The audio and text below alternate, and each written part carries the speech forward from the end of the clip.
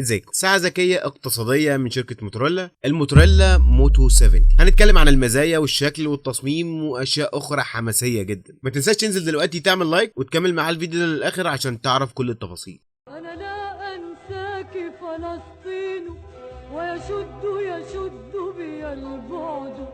أنا في أفيائك نسرين، أنا زهر الشوك، أنا الورد.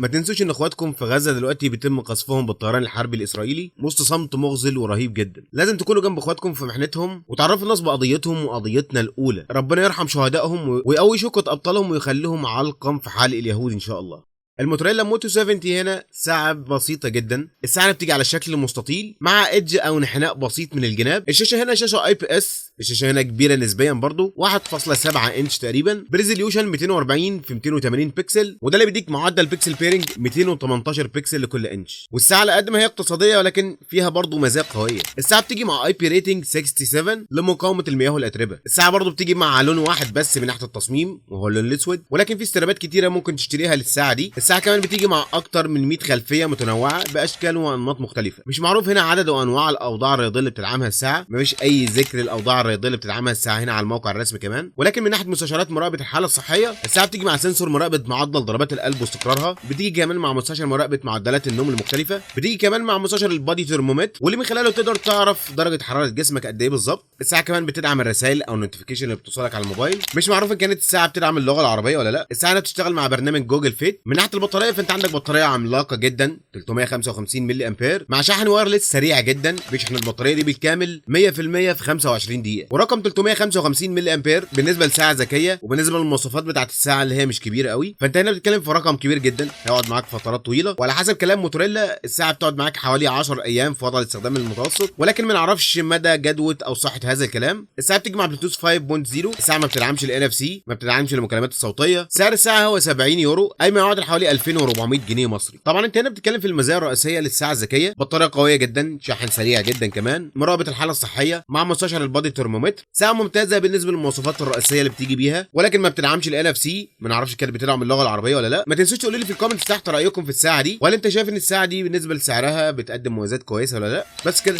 اشوفكم بقى الفيديو اللي جاي. سلام.